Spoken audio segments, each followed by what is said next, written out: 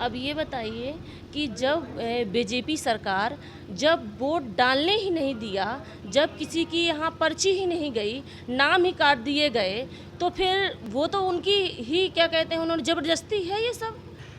महिलाओं के लिए बहुत जिम्मेदारी होती है, बच्चों को संभालना, परिवार देखना।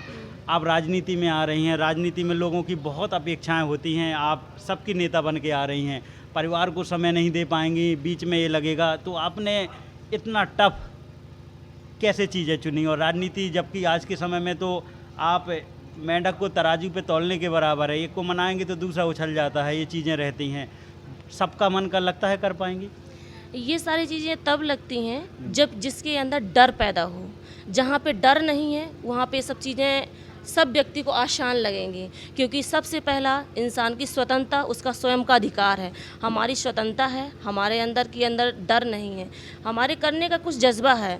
और मैं चाहती हूँ कि मैं भी एक गृहिणी हूँ, मैं अपने परिवार को देखती हूँ, बच्चे को देखती हूँ, सबसे पहले मेरी प्राथमिकता है।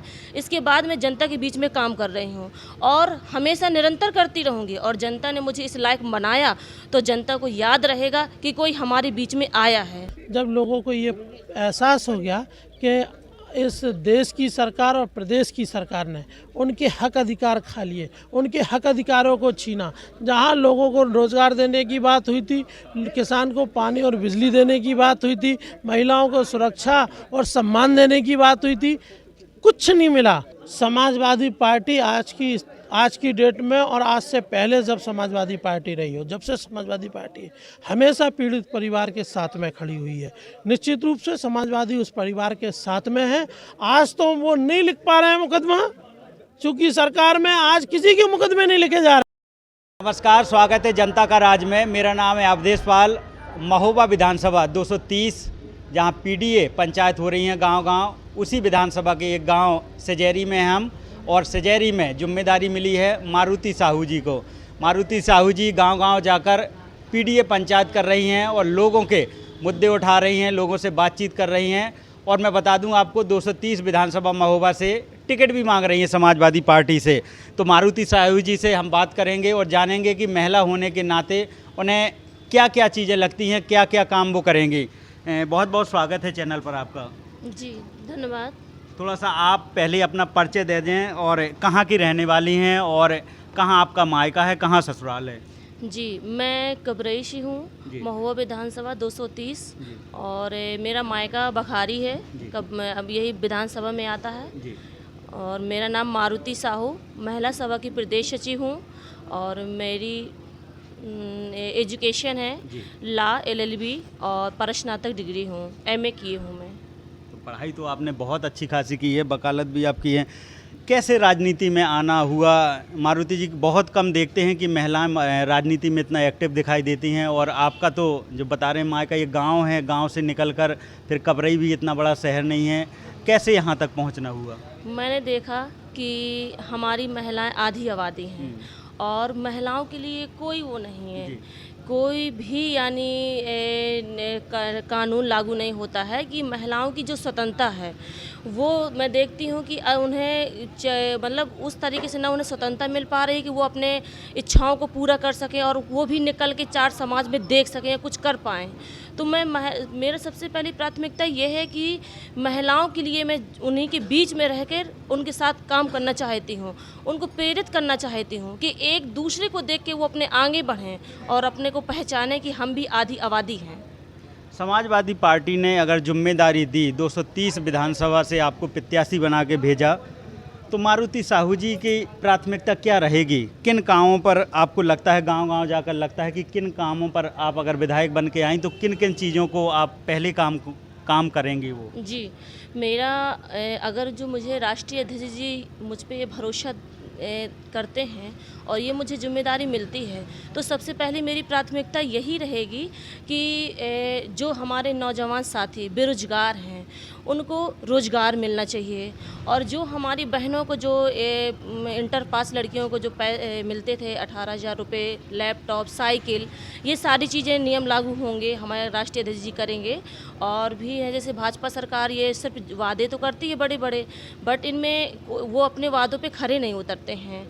और जिस तरीके से देख रहे हैं किसानों को कि किसान बेचारे परेशान हैं और खाद के लिए कितनी उन्होंने समस्याएं उठानी पड़ी, तो ये समस्याएं नहीं उन्हें उठानी पड़ेंगी और ये हमारी सरकार बहुत जिम्मेदारी से निभाएंगी। और मैं भी अपने क्षेत्र में अगर जो मुझे ये मौका मिलता है तो मैं जनता के बीच में रह के काम करूँगी और कोई भी प्रकार की उन्हें तकलीफ नहीं होगी, ये मेरी सबसे पहली प्राथमिकता रहेगी। मारुति जी, कभी महिला किसानों के बीच में गई हैं, जानती हैं महिला किसान किस तरह से खेत में पुरुषों का साथ देती हैं? गई हैं आप खेत में कभी? जी, मैं गई हूँ। हाँ। मैंने देखा है कि महिलाएं किस खेती में आधा मतलब इस तरीके से मेहनत करती हैं, इस तरीके से काम करती हैं कि जिस हिसाब से उनका पूरा जीवन उसी में लग जाता है। और वो अपने बच्चों को, इतनी महंगाई बढ़ गई है कि वो अपने बच्चों को ना तो उस हिसाब से पढ़ा पाते हैं और उनको मतलब बहुत समस्याएं उठानी पड़ती हैं महंगाई को, जो मैं ये देख रही हूँ। महंगाई, आप मुद्दा बता रही हैं कि महंगाई बहुत बढ़ गई है, तभी देखते हैं मारुति जी की अभी लगातार कुछ प्रदेशों में चुनाव हुए विधानसभा के, वहाँ बीजेपी जीत कर आई है। इतना सब होने के बाद भी अगर वोटर उन्हें वोट दे रहे हैं तो क्या कारण है? अब ये बताइए कि जब बीजेपी सरकार जब वोट डालने ही नहीं दिया, जब किसी की यहाँ पर्ची ही नहीं गई, नाम ही काट दिए गए, तो फिर वो तो उनकी ही क्या कहते हैं, उन्होंने ज़बरदस्ती है ये सब। तो इस तरीके से एक में तो कर लेंगे ज़बरदस्ती, लेकिन 403 में इसमें कर पाएंगे? नहीं कर पाएंगे।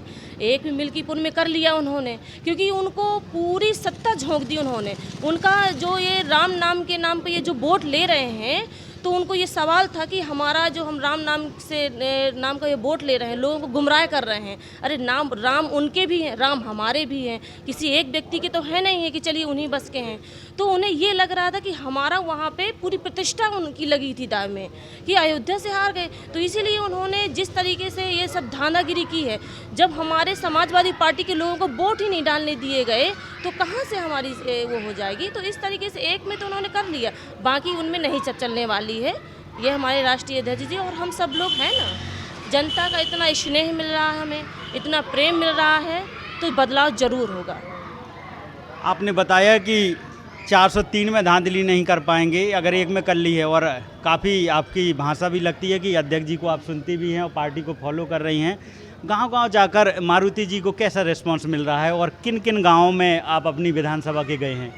मैं अपने पूरे महोबा ज़िले की पूरे लगभग कुछ गांव छोड़ के मैं लगभग पूरे गांव में जा चुकी हूं और मुझे इतना अच्छा स्नेह प्रेम, लोगों का इतना अच्छा प्यार मिला, ये मैं बहुत प्रशंसनीय हूं, बहुत ही मुझे खुशी है। और हाँ, मैं जैसे कि बघारी है, ग्यूड़ी क्षेत्र, खन्ना है और मकर अलीपुरा है और वो है बीला उत्तर है, लिलवाही सिचौरा, प्राड़ी परसा, इन सभी गांवों में जा चुकी हूँ। मुझे सभी में बहुत अच्छे स्नेह और प्रेम मिला लोगों का। मारुति साहू जी, आपको किन किन ब्लॉकों की जिम्मेदारी मिली थी और पीडीए पंचायत लगभग कितनी कर चुकी हैं? मैं पीडीए पंचायत लगभग 20 गांव के आसपास में कर चुकी हूँ और मुझे उसी क्षेत्र में मिली थी 25 गांव के आसपास, जिसमें मैं 20 गांव तक कर चुकी हूँ। गृहिणी हैं आप? जी, गृहिणी हैं। बच्चों में टाइम निकाल के राजनीति एक तरीका, मैं आपसे सवाल पहले पूरा कंप्लीट कर देता हूँ फिर आपसे। महिलाओं के लिए बहुत जिम्मेदारी होती है, बच्चों को संभालना, परिवार देखना। आप राजनीति में आ रही हैं, राजनीति में लोगों की बहुत अपेक्षाएं होती हैं, आप सबकी नेता बन के आ रही हैं, परिवार को समय नहीं दे पाएंगी, बीच में ये लगेगा, तो आपने इतना टफ कैसे चीज़ें चुनी? और राजनीति, जबकि आज के समय में तो आप मेंढक को तराजू पे तौलने के बराबर है, एक को मनाएंगे तो दूसरा उछल जाता है, ये चीज़ें रहती हैं। सबका मन का लगता है कर पाएंगी? ये सारी चीज़ें तब लगती हैं जब जिसके अंदर डर पैदा हो। जहाँ पे डर नहीं है वहाँ पे सब चीज़ें सब व्यक्ति को आसान लगेंगी, क्योंकि सबसे पहला इंसान की स्वतंत्रता उसका स्वयं का अधिकार है। हमारी स्वतंत्रता है, हमारे अंदर डर नहीं है, हमारे करने का कुछ जज्बा है। और मैं चाहती हूँ कि मैं भी एक गृहिणी हूँ, मैं अपने परिवार को देखती हूँ, बच्चों को देखती हूँ, सबसे पहले मेरी प्राथमिकता है। इसके बाद मैं जनता के बीच में काम कर रही हूँ और हमेशा निरंतर करती रहूँगी। और जनता ने मुझे इस लायक बनाया तो जनता को याद रहेगा कि कोई हमारे बीच में आया है। मैं इस तरीके से बनना चाहती हूँ। क्या बात है, बहुत कॉन्फिडेंस है मारुति जी के अंदर और लोगों की सेवा भाव से लोगों तक जा रहे हैं। 230 विधानसभा सदर महोबा से समाजवादी के लिए प्रत्याशी बनना चाहती हैं, टिकट मांग रही हैं और लोगों के बीच जा रही हैं। मारुति साहू जी, हमें एक और सवाल है कि अगर आप केवल अपनी विधानसभा की बात करें, बच्चियों के लिए क्या करेंगे? क्योंकि आप महिला हैं, जो बच्चियां इंटर में या उसके बाद पढ़ाई रुक जा रही है, कोचिंगों की बड़ी दिक्कत पड़ती है। गांव एरिया में तो देखते हैं कि अगर जूनियर तक स्कूल है तो फिर बच्चियों की पढ़ाई रोक देते हैं, घर वाले कहते हैं कि शादी कर दो, आगे पढ़ाई नहीं करा पाएंगे, उनके लिए सुविधाएँ नहीं रह पाती हैं। आप क्या सोचती हैं कि उनकी पढ़ाई इस वजह से रुक जाती है क्या? तो उनकी पढ़ाई अगर इस वजह से रुक जा रही है तो मैं बच्चों की पूरी कोशिश करूंगी कि उनके लिए कोई ऐसे उनके लिए विद्यालय खुलवाएं जिससे वो अपनी पढ़ाई कर सकें। और उनके लिए जो एक निधि हमारे राष्ट्रीय अध्यक्ष जी जो देते थे और वो भी उन्हें मिलेगी। और बहुत सारी योजनाएं हैं कि जो हमारी बालिकाएं हैं उनको सब दिए जाएंगे। बीजेपी के 2 बार से विधायक हैं सदर राकेश गोस्वामी जी को, आपको लगता है कि उन्होंने कुछ काम कराया है? जी नहीं, उन्होंने तो सिर्फ क्या कहते हैं वोट के टाइम भर वो दिख गए तो दिख गए, नहीं तो पार्टी के नाम पे उन्हें वोट मिलता है और बाकी 5 साल तक उन्हें कोई ढूंढ ही नहीं पाता कि वो कहाँ रहते हैं। एक कमरे में बंद कैद हो जाते हैं, ना तो कभी कोई जनता के बीच में आते हैं और ना कभी दिखाई देते हैं। मैं अगर जो मुझे राष्ट्रीय अध्यक्ष जी ये मौका देते हैं और जनता का मुझे इतना प्रेम मिलता है, जनता मुझे इस लायक बनाती है, तो मैं वादा करती हूँ कि जनता को मुझसे कभी निराश नहीं होगी और मैं जनता के बीच में रह के ही काम करूँगी, हर सुख दुख में खड़ी होंगी अपने पूरे विधानसभा में, ये मेरा वादा रहेगा जनता से। अच्छा, इस सवाल को फिर से दोहरा देते, जनता भी है सामने, दिखा दे पीडीए मीटिंग हो रही है। मारुति जी, हर नेता यही कहता है कि मैं अगर बन के आता हूँ तो मैं बदलूंगा नहीं। बहुत सारे ऐसे पत्रकारिता के दौर में मैंने देखा हूँ, फिर नेता बदल जाते हैं, लोगों के फ़ोन नहीं उठते हैं, नेताओं के नंबर चेंज हो जाते हैं। तो क्या आपके साथ ये चीज़ें होंगी? जी नहीं, इसलिए कि कुछ में क्वालिटी होती है। अगर जो मुझ में ये सब चीज़ें होती तो मैं इतना संघर्ष करने के बाद एक गृहिणी होते हुए भी इस फील्ड में नहीं उतरती। जो लोग मुझे सभी लोग कहते हैं डिफ़िकल्ट है, लेकिन मेरे अंदर की जज्बा मुझे ले आती है बार बार। जब आज मेरे अंदर का जज्बा जो जुनून मुझे यहाँ ला सकती है तो मैं नहीं चाहती हूँ कि ऐसा हो पाएगा। ये मेरे विचार इस तरह के हैं, सबके विचार अलग अलग हैं और मेरे विचार अलग हैं। मेरे विचार ये कदापि ऐसा नहीं होने देंगे और मैं कभी नहीं हो सकती हूँ। जिस तरीके से मैं वादा करूँगी, अगर ईश्वर ने ये मेरी जनता ने मुझे कभी चाहा तो उन वादों को मैं बखूबी निभाऊंगी।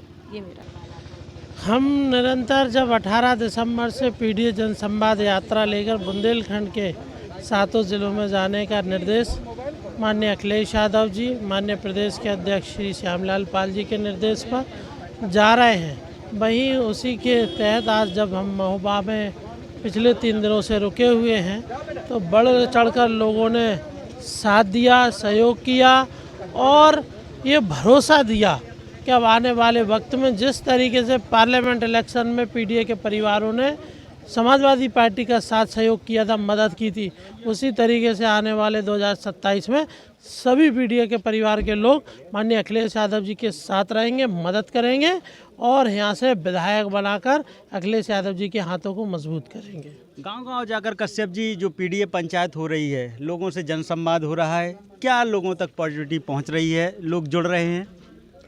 देखिए, जब पीडीए के लोग पिछले पार्लियामेंट इलेक्शन से इस वाले से जब लोगों को ये एहसास हो गया कि इस देश की सरकार और प्रदेश की सरकार ने उनके हक अधिकार खा लिए, उनके हक अधिकारों को छीना। जहां लोगों को रोज़गार देने की बात हुई थी, किसान को पानी और बिजली देने की बात हुई थी, महिलाओं को सुरक्षा और सम्मान देने की बात हुई थी, कुछ नहीं मिला। और पीडीए के लोग जागरूक हो गए हैं और एकत्रित जुट हो रहे हैं आने वाले वक्त में जब हम लोगों से बात करते हैं तो वो हमें भरोसा देते हैं कि आप यहाँ से निष्पक्ष होकर जाइए। महोबा की दोनों विधानसभाएं इस बार समाजवादी पार्टी प्रचंड बहुमत से जीतने के लिए जीतेगी और अखिलेश यादव की 2027 में सरकार बनेगी। आपके समाज की पार्टी है निषाद पार्टी, अभी एक बहुत मुद्दा चल रहा है, धर्मात्मा निषाद जी ने सुसाइड कर ली है। संजय निषाद जी का उसमें सुसाइड नोट लिख के गए हैं, आपके समाज के हितैषी बनते हैं, क्या कहना चाहते हैं? इस तरह से एक कार्यकर्ता के साथ चीज़ें होती हैं निषाद समाज में, ये चीज़ें चल रही हैं। देखिए, जिस दल का आप नाम ले रहे हैं जी। उस दल ने निरंतर निषाद समाज के लोगों की दलाली की है। जिस दिन से वो सरकार में 2017 से लेकर 19, 22 और 24 में सरकार में शामिल हैं, एक निषाद का किसी का काम नहीं किया। हालांकि उनके कार्यकर्ता अब आत्महत्या कर रहे हैं, कब तक झूठ बोलेंगे? हम ही आए हैं, हम निषाद समाज के बेटे हैं। आज हम इनसे झूठ बोलकर चले जाएंगे, जो लोग हमारे साथ जुड़ जाएंगे, अगर हम उनकी उम्मीदों पर, उनके विश्वास पर खरा नहीं उतरेंगे तो निश्चित रूप से लोग सुसाइड कर, वो सुसाइड जो किया है वो दुर्भाग्यपूर्ण है और ऐसे लोगों को, समाज के लोगों को नकार देना चाहिए।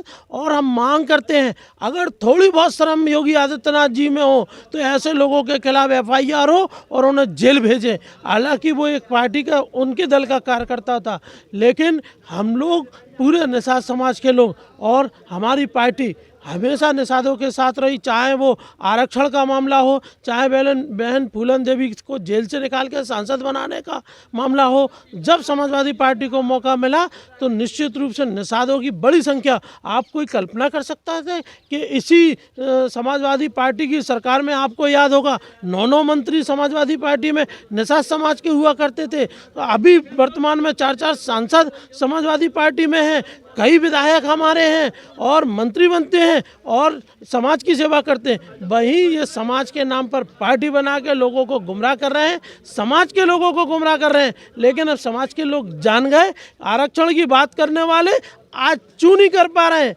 आखिर क्या वजह है? केवल अपने परिवार और अपने बेटों के लिए, उनके दूसरा कोई काम नहीं है उनके पास, केवल निषादों के वोटों का सौदा करना उनका काम है। हम ऐसे नेता, और जो घटना घटित हुई उस आत्मा की शांति के लिए हम ईश्वर से भी प्रार्थना करते हैं, लेकिन ऐसे नेताओं पे कार्रवाई हो। और हम अपने समाज के लोगों से कहते हैं, जब आपके बीच में आए तो ऐसे लोगों का मुंह काला करके भेजें, तभी उस कार्यकर्ता को सच्ची श्रद्धांजलि होगी। कश्यप जी, वीडियो वायरल हो रहा है, उसके परिवार के, धर्मात्मा जी के परिवार के लोग कह रहे हैं FIR नहीं लिखी जा रही है क्योंकि वो मंत्री हैं, सरकार के सहयोगी हैं। अगर समाजवादी पार्टी की ज़रूरत पड़ी तो उनके परिवार के साथ खड़ी होगी पार्टी? समाजवादी पार्टी आज की डेट में और आज से पहले जब समाजवादी पार्टी रही हो, जब से समाजवादी पार्टी हमेशा पीड़ित परिवार के साथ में खड़ी हुई है।